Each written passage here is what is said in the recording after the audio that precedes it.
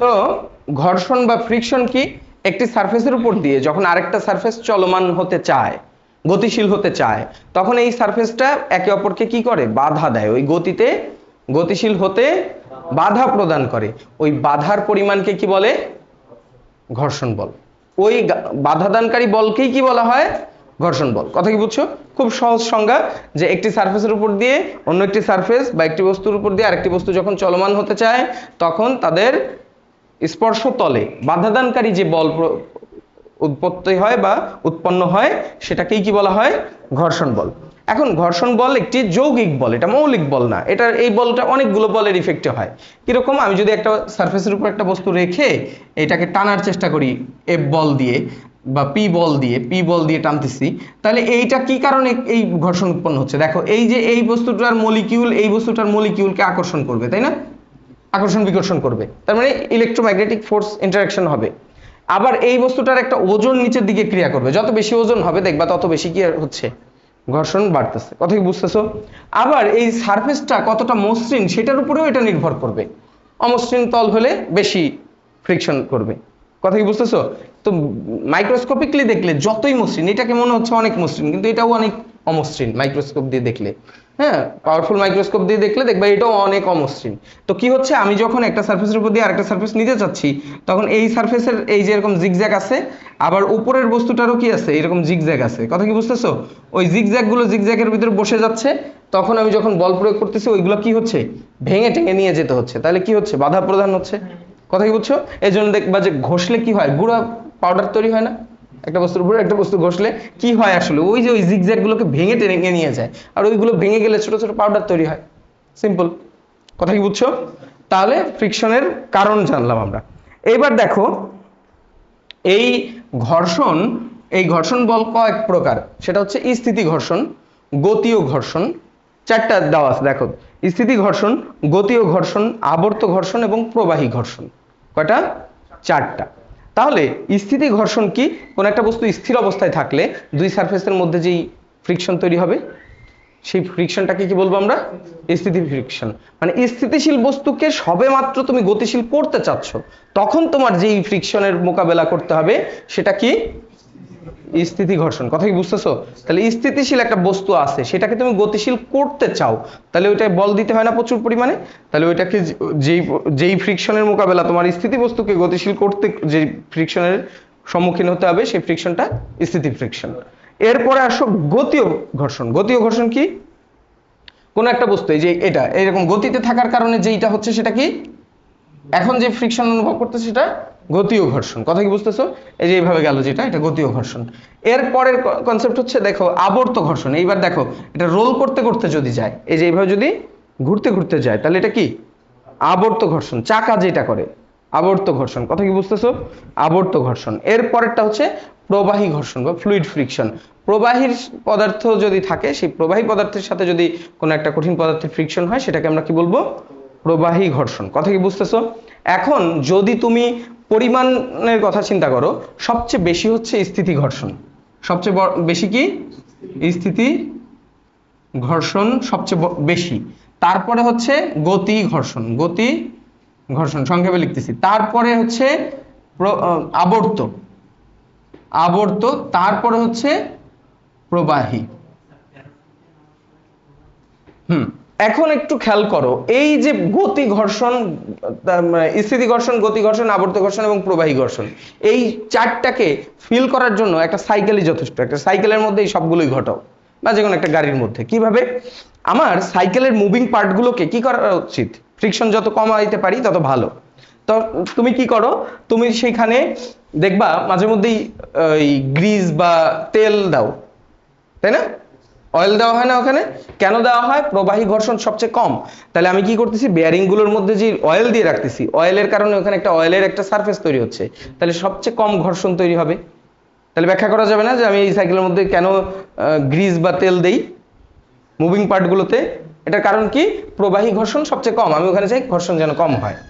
এরপরে আবর্ত ঘর্ষণ। দেখবা বেয়ারিং এর মধ্যে ছোট ছোট বল দেওয়া আছে, কেন? বেয়ারিং এর মধ্যে আবর্ত এবং প্রবাহী দুইটাকে কম্বাইন করা হয়েছে। তাহলে ওই বলগুলো কি করে? রোল করে। তাহলে কি রোলিং হয় না? আবর্ত হয় না? আবর্ত ঘর্ষণ তৈরি হয়। তাহলে বেয়ারিং এর মধ্যে বলগুলো আবর্ত ঘর্ষণ তৈরি করে, আবার আমি ওর মধ্যে গ্রিজ বা তেল দিলে প্রবাহী ঘর্ষণ। তাহলে আবর্ত এবং প্রবাহী কোন জায়গায় ঘটে? বেয়ারিং এর মধ্যে। বোঝা যাচ্ছে? আচ্ছা, সাইকেলের চাকা যখন ঘুরে, তুমি যখন সাইকেল চালাও তখন সাইকেলের চাকাটা কি ঘর্ষণের মধ্যে থাকে? আবর্ত ঘর্ষণের মধ্যে থাকে। তাহলে দেখো আবর্ত ঘর্ষণ অন্যতম কম ঘর্ষণ, মানে কঠিন পদার্থের মধ্যে সবচেয়ে কম ঘর্ষণ কোনটা? আবর্ত। তাহলে আবর্ত ঘর্ষণে সাইকেলের চাকা ঘুরতে থাকে। এখন তোমার হঠাৎ করে সাইকেলটা ব্রেক করতে হবে, তুমি তাকে কি করতেছো? তুমি ব্রেক চেপে সাইকেলের চাকাকে আবর্ত হতে দিচ্ছ না, আবর্তিত হতে দিচ্ছ না, তখন সেটা কি? গতি ঘর্ষণে চলে আসতেছে, সঙ্গে সঙ্গে স্থির হয় না তো। কি করে? তুমি সাইকেলের চাকাকে কি করছো? ব্রেক করে দিছো, এখনো গতিশীল আছে কিন্তু কি করছে? স্লিপ করে যাচ্ছে, এখন কিন্তু আবর্ত হতে পারছে না, স্লিপ করতেছে, তার মানে সে গতি ঘর্ষণে আছে। তাহলে এটার থেকে এটা বেশি, এখন সাইকেলের উপর বেশি ঘর্ষণ অ্যাপ্লাই হয়েছে, তাহলে ও কি হবে? ও থেমে যাবে, আলটিমেটলি ও স্থিতি ঘর্ষণে চলে আসবে। কথা কি বুঝছো? বোঝা গেছে কিনা? তাহলে এই যে এই সিকোয়েন্সটা তো এমনিতেই মনে রাখতে যাবে। স্থির বস্তু সবচেয়ে বেশি ফোর্স দিতে হয়, সাইকেল চালানোর শুরুতে সবচেয়ে বেশি প্যাডেলে জোর দিতে হয়, আর তারপরে গতি ঘর্ষণ হচ্ছে ওই যে সাইকেলে ব্রেক করে দিছো কিন্তু কিছুটা স্লিপ করে যাচ্ছে, ওটা কি? গতি ঘর্ষণ। তাহলে ওইটাকে আবর্ত থেকে আমি গতিতে নিয়ে আসলে কি হয়? সাইকেল থেমে যায়। খেয়াল করছো? এখানে যে বস্তুটাকে আমরা চিন্তা করতেছি,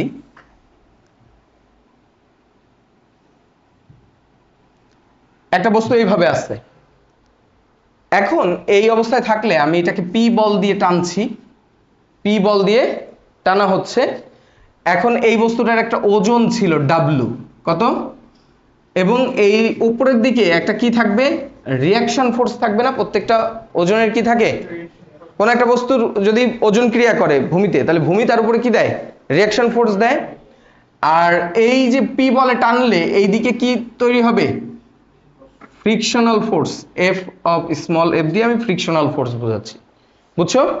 এখানে দেখো একটা কনসেপ্ট আছে, স্থিতি ঘর্ষণ ও সীমান্তিক ঘর্ষণ।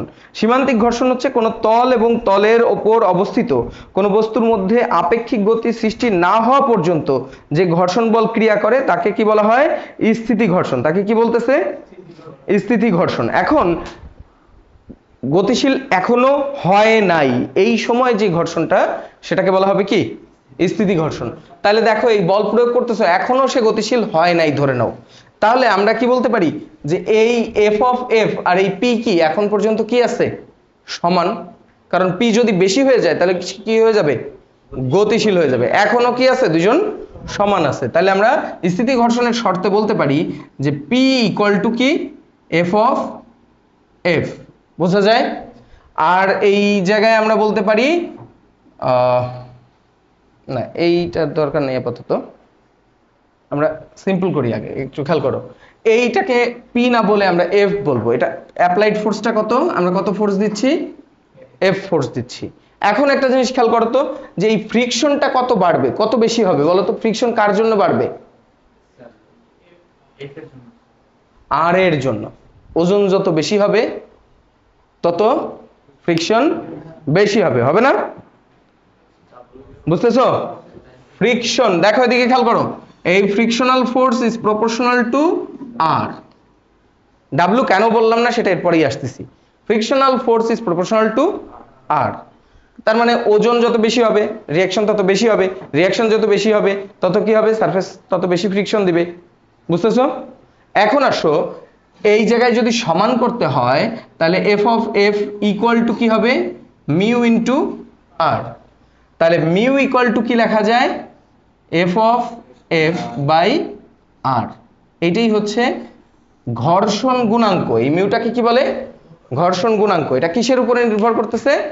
সারফেসের ক্যারেক্টারিস্টিক্স। কথা কি বুঝছো? সারফেসটা কত মসৃণ বা কত অমসৃণ এইটার উপরে নির্ভর করবে, বা ওই দুইটা তলের মধ্যে ইন্টারেকশন গুলোর উপরে নির্ভর করবে এই মিউ। কথা বুঝতেছো? এখন আসো, এদিকে খেয়াল করতে হবে, এই যে এইটাকে আমরা মিউ এস বলবো যদি সেটা স্থিতি ঘর্ষণে থাকে, তাহলে এটা হবে কি? Mu S. আর যদি গতি ঘর্ষণে থাকে মিউ কে। স্ট্যাটিক আর কাইনেটিক থেকে আসে। কথা কি বুঝতেছো? তাহলে সূত্র এই একটাই, কিন্তু মিউ কে হবে যদি গতিতে থাকে, আর মিউ এস হবে যদি স্থির অবস্থার ঘর্ষণ হয়, স্থিতি ঘর্ষণ হয়। এখন আসো, আমাদের গুরুত্বপূর্ণ একটা বিষয় হচ্ছে কেন আমরা ডাব্লু লিখলাম না, এখানে তো দেখতেছি আর আর ডাব্লু সেম। বিষয়টা হচ্ছে সবসময় যে এরকম সারফেস এরকম থাকবে তা তো না, সারফেস এরকম হেলানো আসতে পারে না, বুঝছো? তখন এই জায়গায় ওই বস্তুটাই আছে, তাহলে ওই বস্তুর ডাব্লু কোন দিকে ক্রিয়া করতেছে, আর কোন দিকে ক্রিয়া করতেছে, আর করতেছে এই সারফেসের উপর লম্ব। আর সবসময় কি সারফেসের উপরে লম্ব, তাহলে আর কি এইদিকে ক্রিয়া করতেছে, বুঝছো? তাহলে এখন কি তুমি বলবা যে ডাব্লু ইকুয়াল টু আর? আর এখন কি ফ্রিকশন কি ডাব্লুর সমানুপাতিক? কার সমানুপাতিক? আর এর সমানুপাতিক। বিষয়টা বুঝছো? এখন ডাব্লু এবং আর এর মধ্যবর্তী কোণ কত দেখো, এইটা যদি থিটা হয়, এই সারফেসটা যদি থিটা কোণে হেলানো হয়, তাহলে এইটাও থিটা হবে, এটাও কি হবে? থিটা হবে। তাহলে ডাব্লু কে, এই ডাব্লু তো হেলানো অবস্থায় আছে, ডাব্লুর দুইটা লম্ব উপাংশ বের করা যায় না, এদিকে একটা আর এদিকে একটা, দেখো তো এই দিকেরটার নাম কি হবে? ডাব্লু কস থিটা, আর এই দিকেরটার নাম হবে ডাব্লু সাইন থিটা। বুঝতে পারছি? বুঝতেছ? ডাব্লু কস থিটা আর ডাব্লু সাইন থিটা। এইবার আমরা বলবো অতএব আর ইকুয়াল টু কি? W cos theta. বোঝা যায়? তাহলে এই জন্য আমরা আর লিখছি, এইখানেও কিন্তু R equal to W cos theta, কারণ কি ডাব্লু এবং আর এর মধ্যে তখন অ্যাঙ্গেল কত ছিল? 0 ছিল। আর এর বর্ধিত অংশের সাথে ডাব্লুর অ্যাঙ্গেল কত তখন? এই অ্যাঙ্গেলটা, এই যে আর এর এই যে বর্ধিত অংশের সাথেই তো এই ডাব্লুর অ্যাঙ্গেল ওইটা, তাই না? এখানে এই অ্যাঙ্গেলটা কত ছিল? মিশে ছিল না, তার জন্য কত ছিল? 0। এইখানেও ডাব্লু মানে আর ইকুয়াল টু ছিল ডাব্লু কস 0 ডিগ্রি। বোঝা গেছে? বুঝছো? এই জন্য আর এর কমন সূত্র হচ্ছে R equal to W cos theta, এবং এই জন্য মিউ এর হিসাবের সময় আমরা F of F equal to R লিখছি। বুঝতে পারছি? এইবার আসো আমাদের যদি স্ট্যাটিক ক্ষেত্রে আমরা চিন্তা করি, স্থিতি কোণ বা নিশ্চল কোণ কাকে বলে? নিশ্চল কোণ, দেখো ঘর্ষণ কোণ এবং নিশ্চল কোণ নিয়ে আমরা এখন কথা বলবো। সেটা হচ্ছে আমাদের এই জায়গায় যদি এই জায়গায় একটা খেয়াল করো, আমরা এদিকে মনে করো এটাকে পি বল দিয়ে উপরের দিকে টানছি, এবং এটা এই পি বলের অ্যাকশনের কারণে এটা স্থির হয়ে গেছে, তাহলে আমরা কি বলতে পারি বলো? W sine theta equal to কি? পি। বুঝতেছো? আচ্ছা, এখন আমি যদি পি বল প্রয়োগ না করেই এটা স্থির হয়, তাহলে বলো তো কিসের জন্য এটা স্থির হয়েছে? ফ্রিকশনের কারণে। বুঝতে পারছি? তাহলে আমি এখন বলতে পারি যে এই জায়গায় যে ফ্রিকশন আছে, frictional force equal to W sine theta. বোঝা গেছে? স্থির হয়ে যাওয়ার শর্ত কি? কোনো বল প্রয়োগ না করেই স্থির হয়ে গেছে, তার মানে কি? সেই শর্ত কি? W sine theta is equal to frictional force. এইটা লেখো তাহলে স্থিতি কোণের জন্য বা স্থির অবস্থার জন্য F of F equal to W sine theta, এবং আমরা F of F equal to যদি ডাব্লু সাইন থিটা হয়, তাহলে আর ইকুয়াল টু কি? ডাব্লু কস থিটা হয়। R equal to W cos theta হয়। এই দুটারে ভাগ করো, একটারে দিয়ে আরেকটা, তাহলে কত আসে দেখো তো? Sine theta, W sine theta by W cos theta equal to কি হয়? F of F by R. বুঝতেছো? F of F by R. এখন এই পাশে আসে কি দেখো তো? Tan theta equal to F of F by R. আসছে? আসছে কিনা? এখন তোমরা বলো, একটু আগে আমরা যে সূত্রটা লিখছিলাম সেটাতে কি ছিল? মিউ ইকুয়াল টু কি লিখছো বলো? মিউ ইকুয়াল টু কি ছিল? এফ অফ এফ বাই আর। মনে আছে? তাহলে এফ অফ এফ এর জায়গায় আমি এখন কি লিখতে পারি বলো তোমরা?